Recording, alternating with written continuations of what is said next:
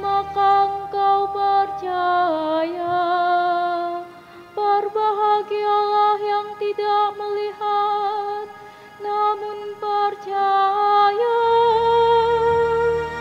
Haleluya, haleluya, haleluya.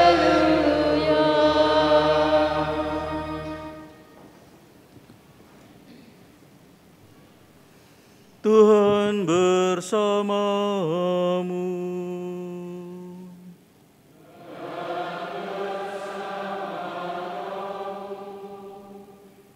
Inilah Injil suci menurut Yohanes.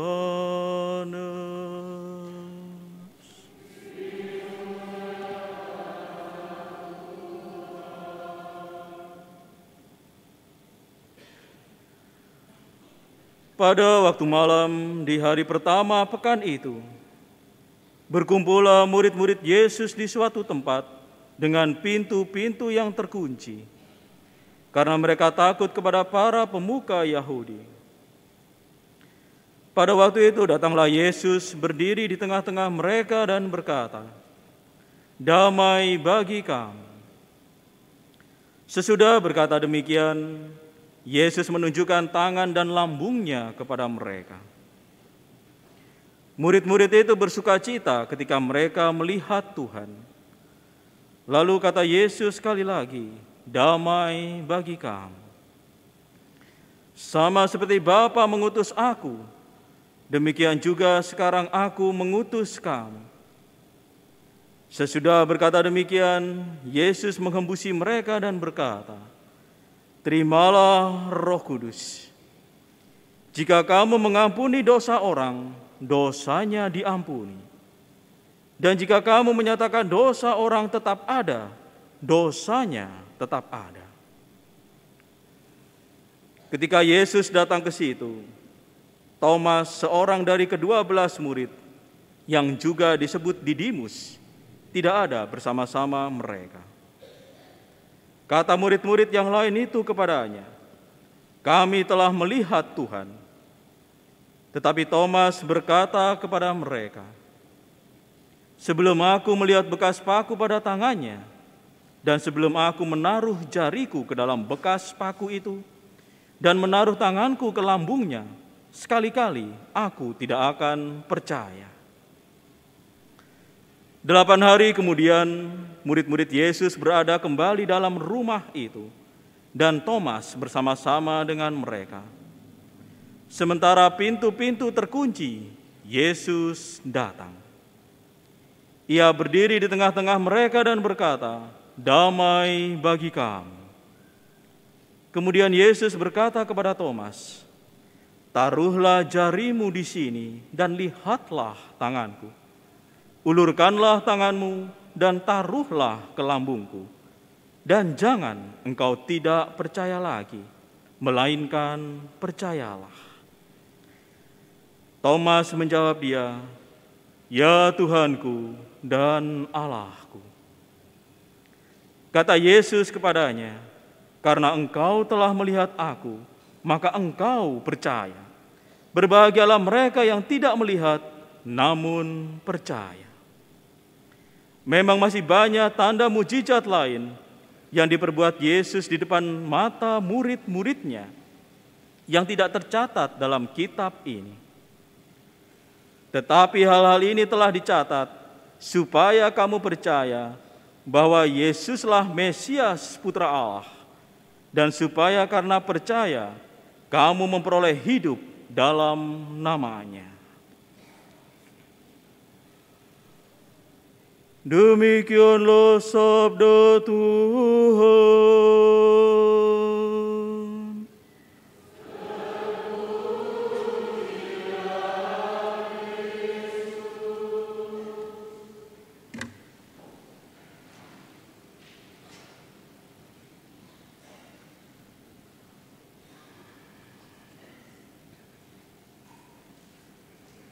Saudara-saudari yang terkasih, kerahiman Tuhan kita Yesus Kristus amat berlimpah ruah. belas kasih-Nya tak berhingga,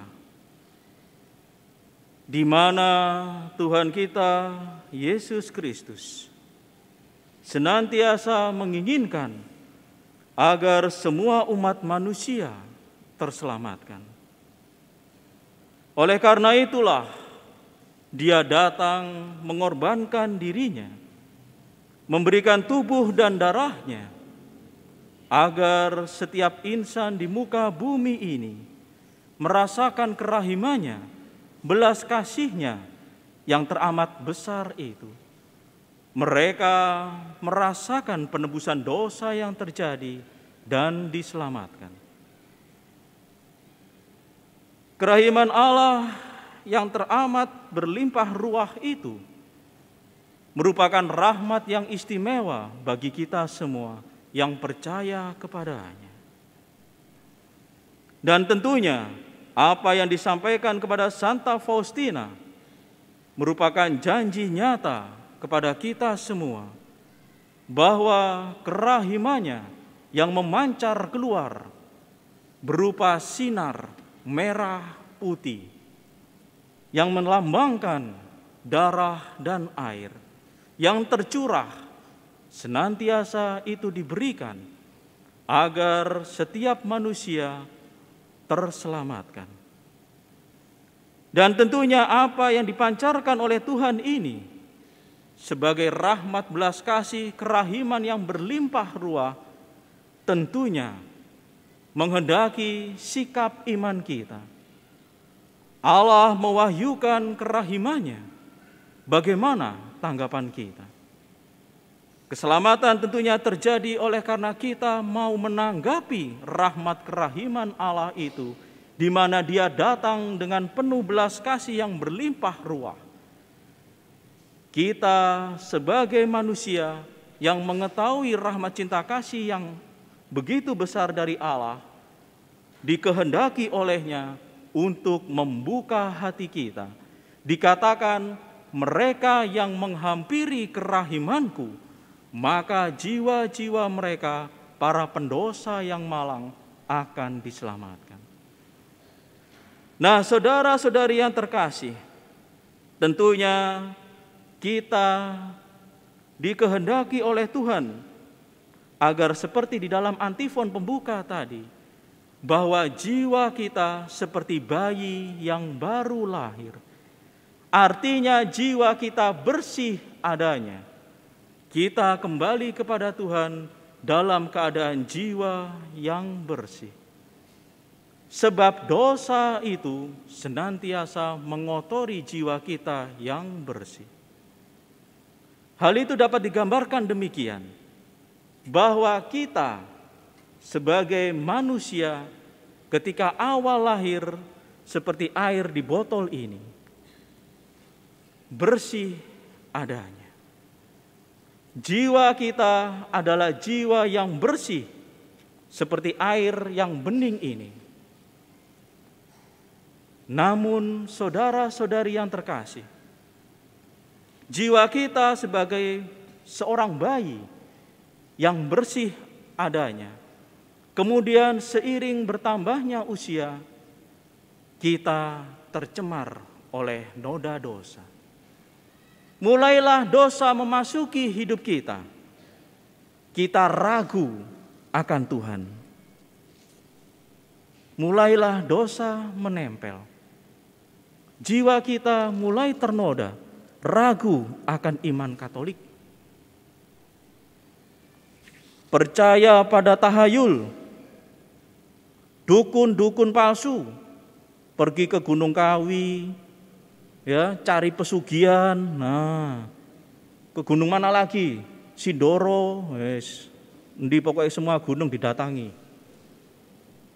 Lalu mulai juga kita beralih pada dosa-dosa yang lain, mencari hiburan yang tidak sehat. Ngutil, nyolong, korup, dosanya bertambah. Lalu sombong, marah, malas, kikir, rakus, cabul iri hati. Wah, kayak mendosai. Makin banyak lagi tidak hormat pada orang tua.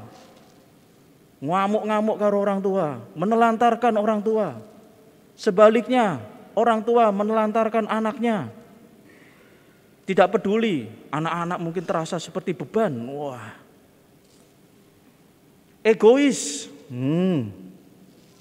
Terus kemudian apa lagi? Menebar hoaks, pro kebencian. Dan banyak sekali dosa yang telah kita buat. Dan sungguh kita begitu kotor, oleh karena juga kita tidak setia pada Tuhan. Tidak setia kepada mempelai. Mulai pelerak-pelerok.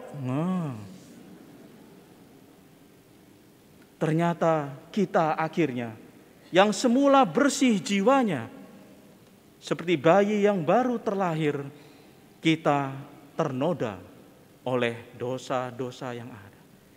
Kita tidak bersih lagi.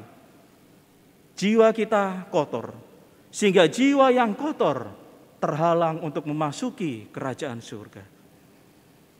Tuhan oleh karena belas kasih dan kerahimannya ingin surga penuh. Diisi oleh orang-orang yang mencintai Tuhannya. Yang dicintai oleh Allah dan Tuhan kita Yesus Kristus. Semenjak dia dijadikan sebagai bayi yang begitu kecil, imut, dan tentunya itu semua Tuhan ingin melakukannya. Dengan penuh kerahiman, dia memberikan rahmat belas kasih yang teramat besar. Dan itu nyata yakni melalui putranya, Yesus Kristus yang datang ke dunia. Tuhan datang ingin membersihkan jiwa-jiwa dari umat manusia yang ternoda oleh dosa melalui kurban salibnya.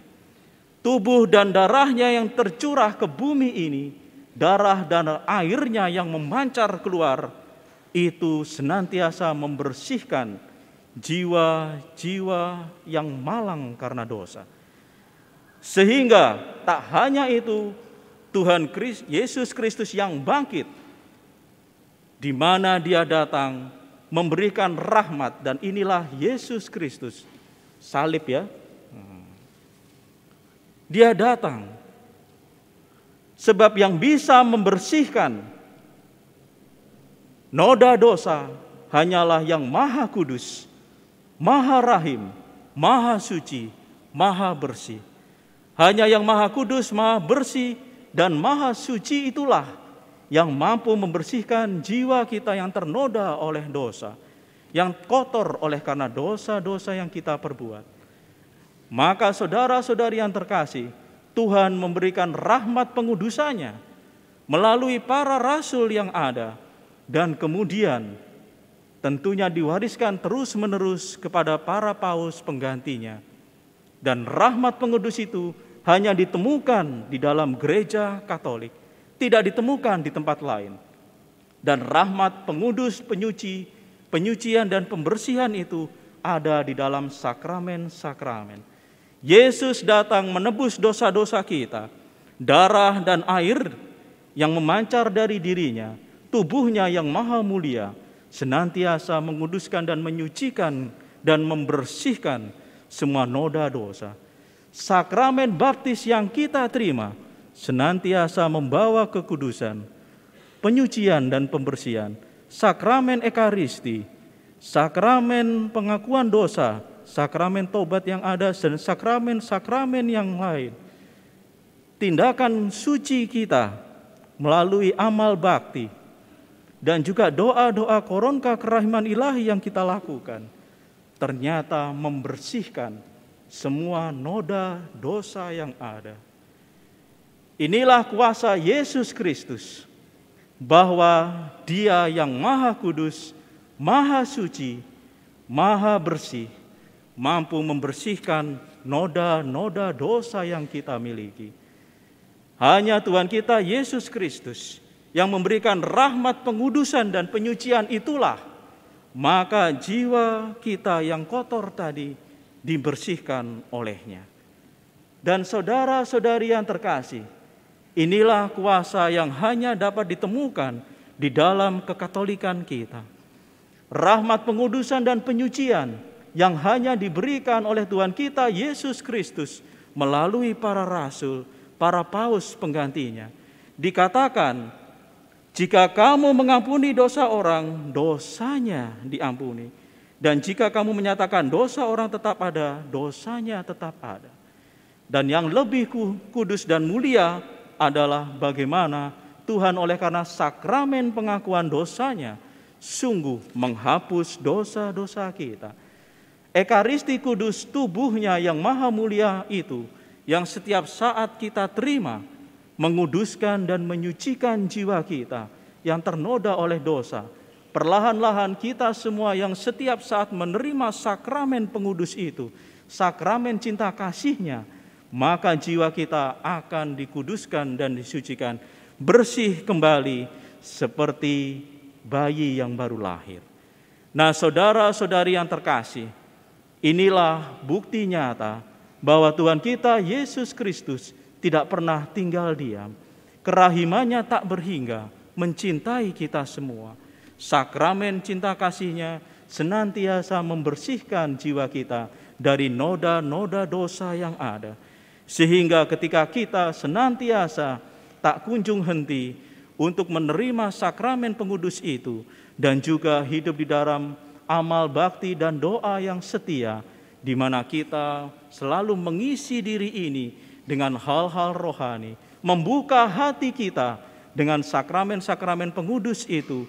Tuhan Yesus Kristus kita terima setiap hari di dalam hati kita, di dalam kehidupan kita. Melalui doa dan amal bakti yang kita lakukan, nyatalah kita akan berangsur-angsur menjadi bersih dan suci adanya, dan kita boleh mencecap kerajaan surga. Sebab di dalam kerajaan surga, jiwa yang bersih dan sucilah yang bisa melewati pintu gerbang itu. Dan kita telah dikuduskan dan disucikan oleh Tuhan kita Yesus Kristus melalui rahmat pengudusnya, sakramen-sakramen, doa dan amal bakti yang kita lakukan. Tuhan memberkati kita semua.